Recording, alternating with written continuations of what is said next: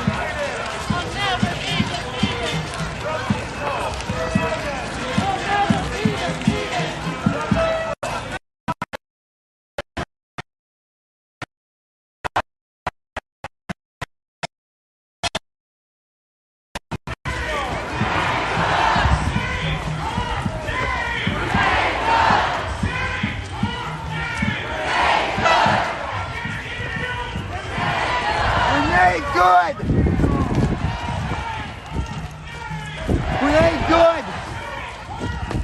Renee Good!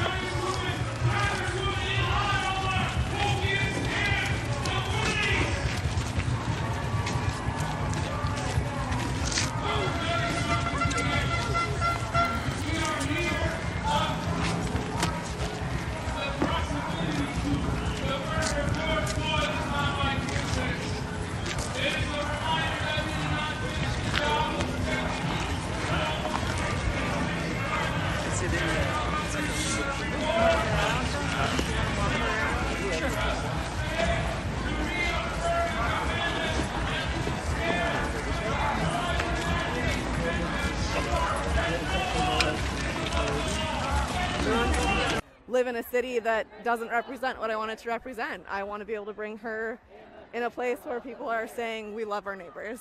Minnesota is, I grew up here, it's known as a very welcoming place. Can you believe your eyes? Can you believe what you're seeing happening on our streets? I mean, no, and also I have to, because if I don't believe it, I'm not going to take action, and I think it's important to stand up for what's right and show up the way that I would want someone to show up for me. Amazing. And what's your name? I'm Molly. Molly. Thank you, Molly. Thank you. I hope you make it back. Thanks.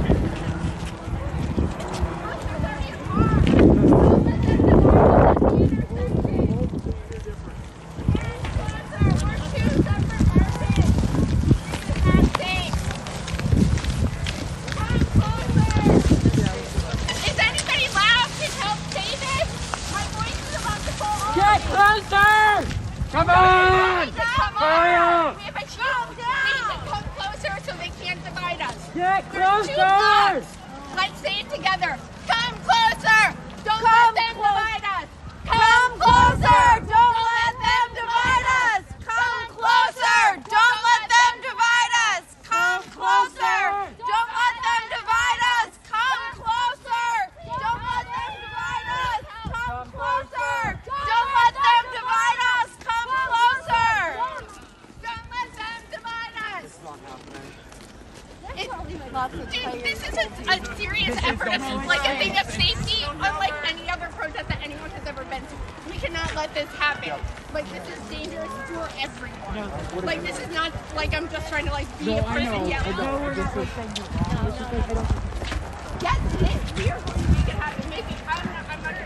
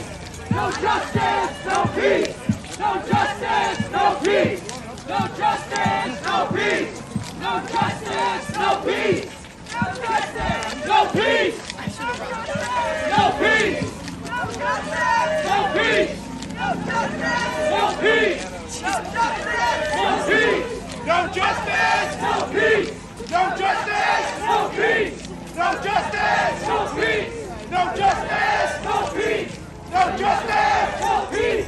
No justice! No peace! No justice! No peace! No justice! No peace! No justice! No peace! No justice! No peace! No peace! No justice! No peace! No justice! No peace! No peace! No justice! No peace! No justice! No peace! No justice! No peace! No justice! No peace! No justice! No peace! No justice! No peace! No justice! No peace! No justice! No peace! No justice! No peace! No justice! No peace! No justice! No peace! No justice! No peace! No peace! No justice! No peace! No justice! No peace! No justice! No peace! No peace! No justice! No peace! No justice! No peace! No justice! No peace! No justice! No peace! No justice! No peace! No justice! No peace! No justice! No peace! No peace! No peace! No peace! No peace! No peace! No peace! No peace! No peace! No peace!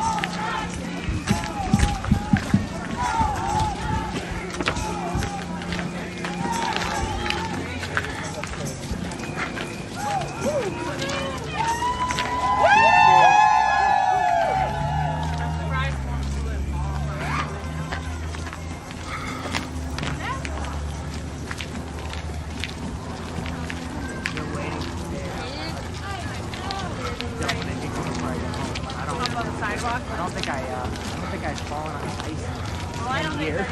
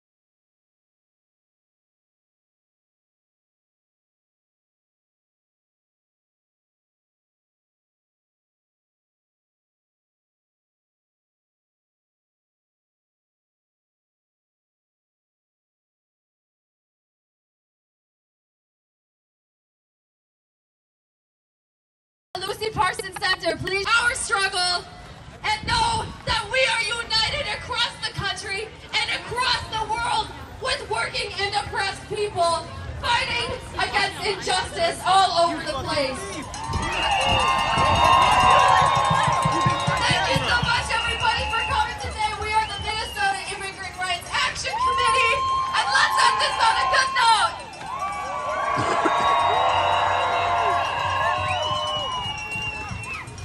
Thank you, everybody, for coming. I just want to say, before we go, there are a lot of us here, and we are going to flood the streets. When you go out there, watch out for your brothers and your sisters. If there is an agitator out there, do not respond to them. We are peaceful. We are not violent. We come here because we are demanding justice, and we have to act accordingly. Do not take their bait. Do not let them tempt you to turn to violence. We are peaceful. Show them who we are. We are not like them. Fuck ICE. We are not like you.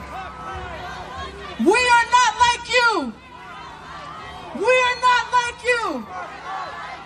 If you see a brother or sister out there who is being tempted by somebody who is trying to turn them violent, who is trying to do something to make them act like them, talk to them. Tell them not to. Remind them who we are.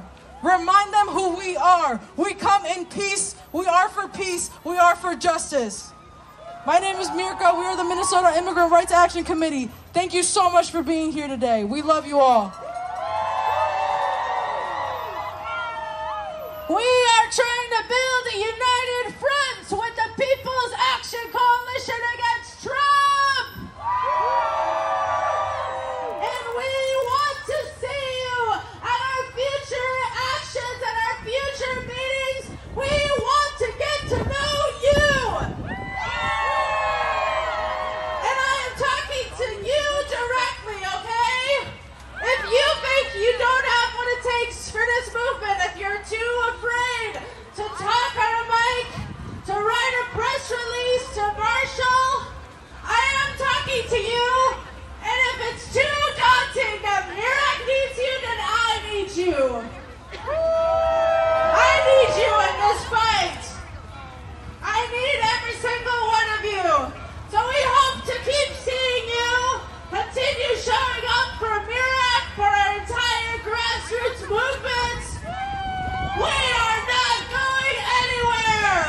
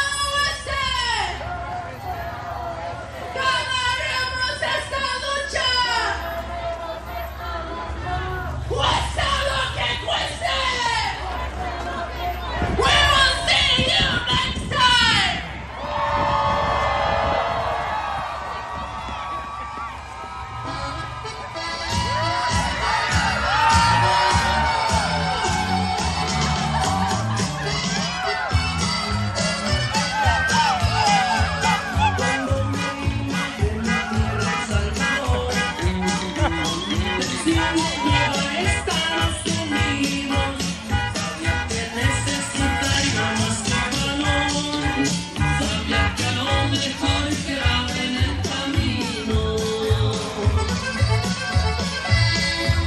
Con 3 fronteras más se tuve que cruzar, por 3 países anduve indocumentado. Veces tuve yo la vida que arreglar, por eso dicen que soy verde desmojado. En Guatemala y México cuando crucé, 2 veces me salvé, me hicieron prisionero. El mismo idioma y el color reflexioné, ¿cómo es posible que me llamen extranjero?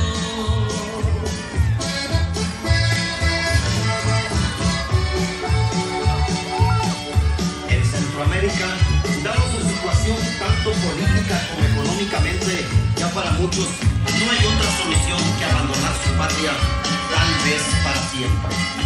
El mexicano da 2 pasos y aquí está. Hoy lo echan y al siguiente día está de regreso. Esto es un lujo que no me puedo dar sin que me maten o que me lleven preso. Es lindo México, pero cuánto sufrí. Atravesarlo sin papeles es muy duro. Los 5.000 kilómetros que recorrí, puedo decir que los recuerdo uno por uno. Por Arizona me dijeron cruzar, que me aviento por en medio del desierto. Por suerte un mexicano al que llamaban Juan me dio la mano que si no estuviera muerto. Ahora que al fin logré la legalización, lo que sufrí lo he recuperado con creces. A los mojados les dedico mi canción, y a los que igual que yo son mojados 3 veces.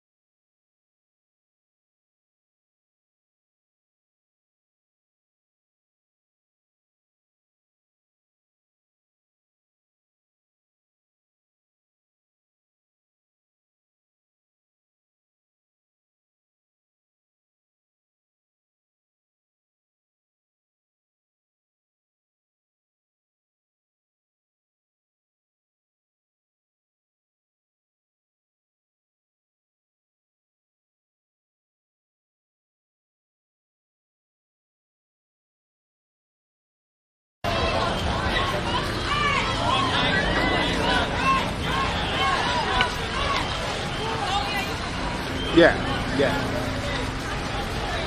All right, sure. Cool.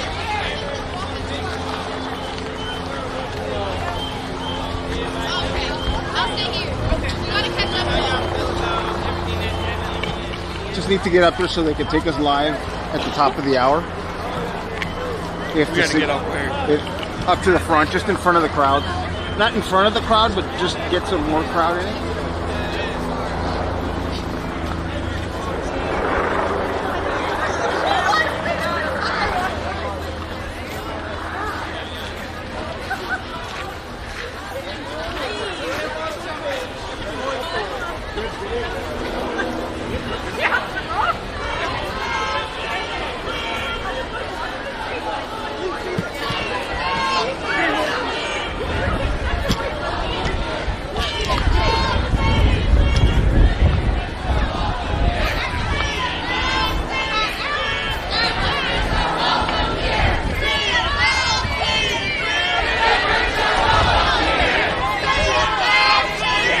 Let me get a shot of these people here.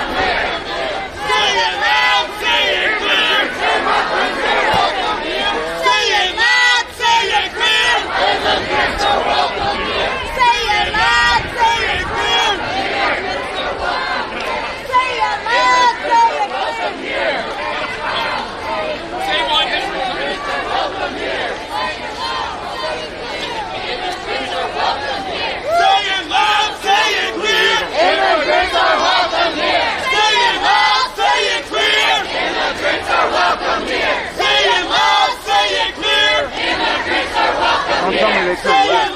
Say it clear! Immigrants are welcome here! Say it loud, say it clear! Immigrants are welcome here! Say it loud, say it clear! Immigrants are welcome here! Immigrants are welcome here! Say it loud, say it clear! Immigrants are welcome here! Immigrants are welcome here!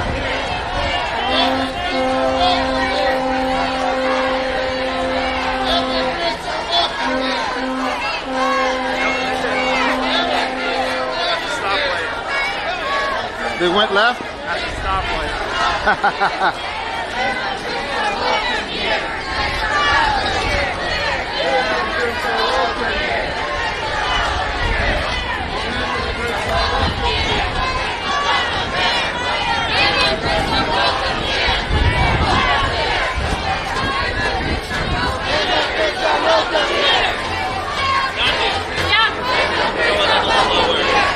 Wait, I think I'm gonna... Immigrants are welcome here! Immigrants are welcome here! Immigrants are welcome here! Say it loud! Say it clear! Immigrants are welcome here! Say it loud! Say it clear! Immigrants are welcome here! Say it loud! Say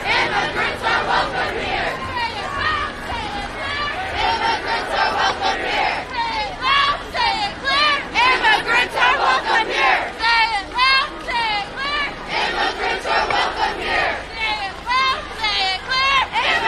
loud! Say it clear! Immigrants are welcome here! Say it loud! Say it clear! Immigrants are welcome here! Say it loud! Say it clear! Immigrants are welcome here! Say it loud! Say it clear! Immigrants are welcome here! Say it loud! Say it clear! Immigrants are welcome here! Say it loud! Say it clear! Immigrants are welcome here! Say it loud! Say it clear! Immigrants are welcome here! Say it loud! Say it clear! Immigrants are welcome here! Say it loud! Say it clear! Immigrants are welcome here! Immigrants are welcome here! Immigrants are welcome here! Immigrants are welcome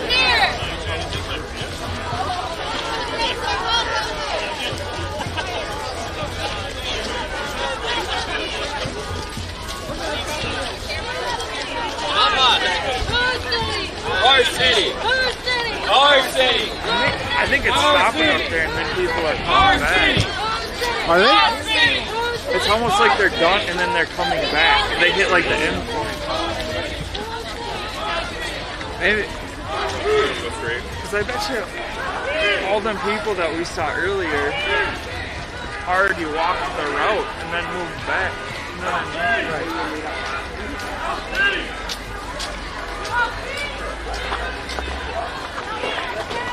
That makes sense. That they're walking back? All them people that we saw coming back already walked the road.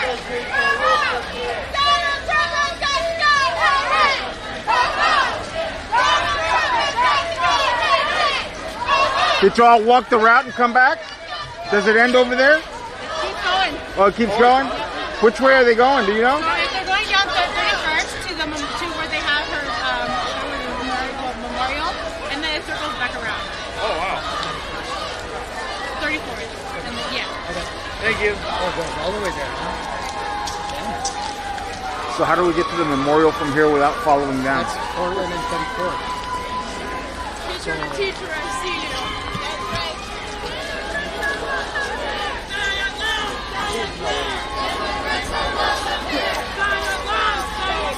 Immigrants are welcome here. Stay alive, stay clear. Immigrants are welcome here. Stay alive, stay clear. Immigrants are welcome here.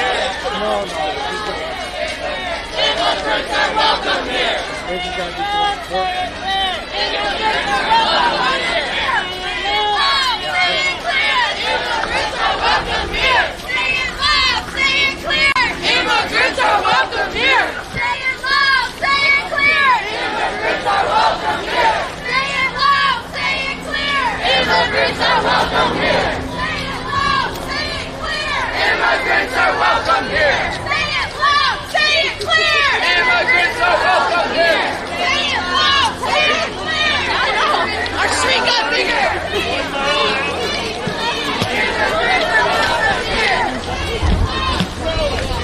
Immigrants are welcome here. Immigrants are welcome here. Immigrants are welcome here. Say it loud, say it clear. Immigrants are welcome here. Say it loud, say it clear. Immigrants are welcome here. Say it loud, say it clear. Immigrants are welcome here. Say it loud, say it clear. Immigrants are welcome here. Say it loud, say it clear. Immigrants are welcome here. Say it loud, say it clear. Immigrants are welcome here. Say it loud, say it clear. Immigrants are welcome here. Say it loud, say it clear. Immigrants are welcome here.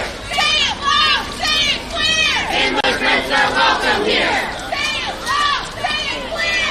Immigrants are welcome here. Say it loud, say it clear. Immigrants are welcome here. Say it loud, say it clear. Immigrants are welcome here. Say it loud, say it clear. Immigrants are welcome here. Say it loud, say it clear. Immigrants are welcome here. Say it loud, say it clear. Immigrants are welcome here. Say it loud, say it clear. Immigrants are welcome here. Say it loud, say it clear. Say it loud, say it clear. Say it loud, say it clear. Say it loud, say it clear. Say it loud, say it clear. Say it loud, say it clear.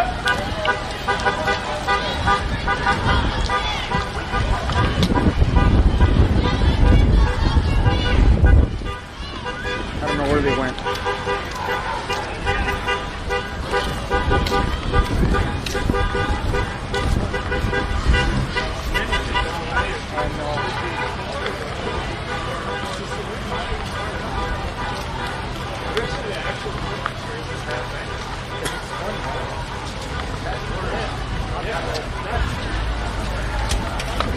You dropped your glasses. You dropped your glasses. Like the people who are returning.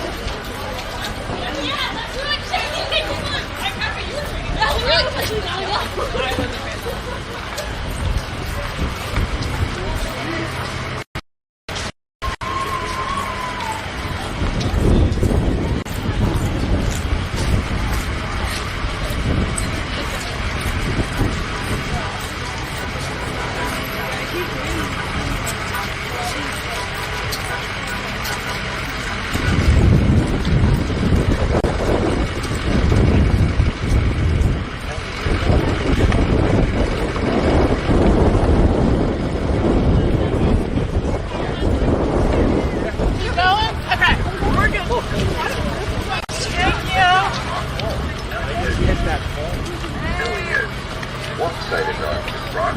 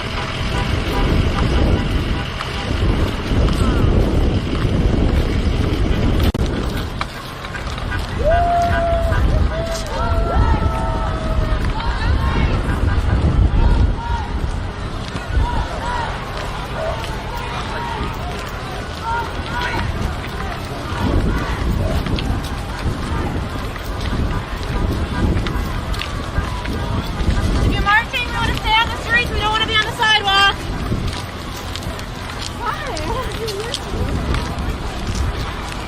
Sorry.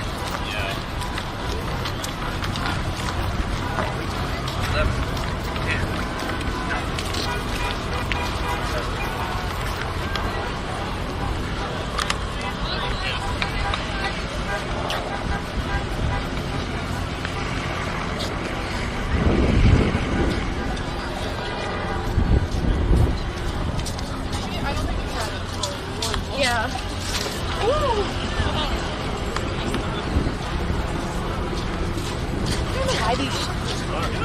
I'm gonna get through.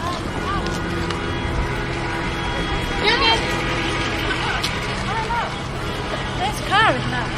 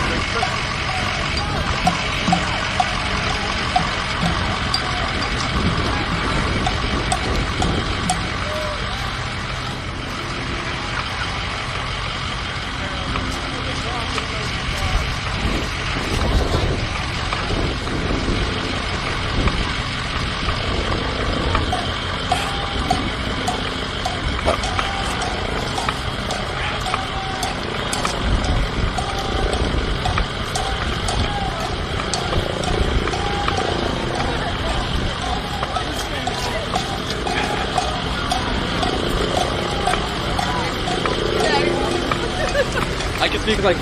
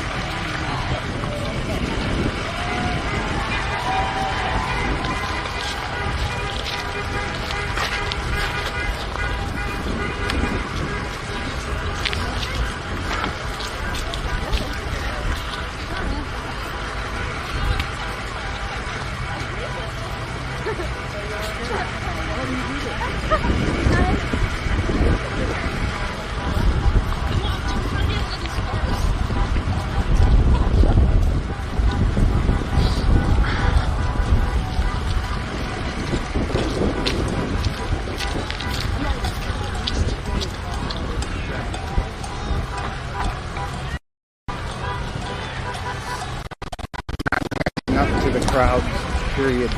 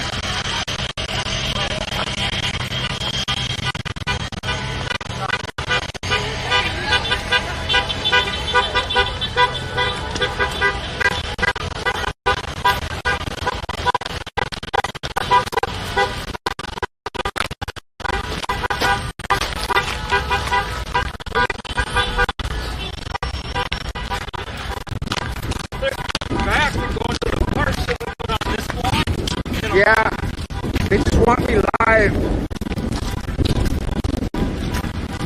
6 minutes.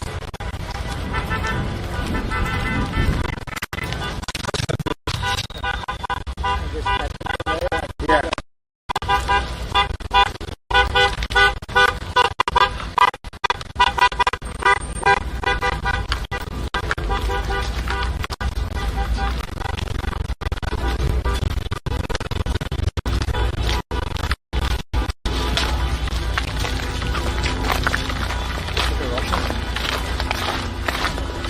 What's that? No. That G-Wagon for the election? Oh, shit. Oh, man.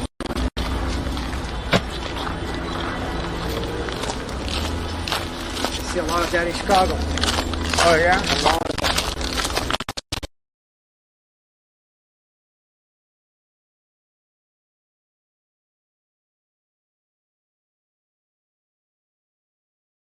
I've only been there for 3 weeks. Oh yeah, I know, yeah, not too long ago, I remember seeing some stuff and then I haven't seen anything else. So. Yeah, I think when I got there 3 weeks ago, they had just wrapped up an operation. Yeah. Yeah, somebody got shot. Correct. I think so. An officer got shot. Well, there was a drive-by and a couple officers got shot, I believe.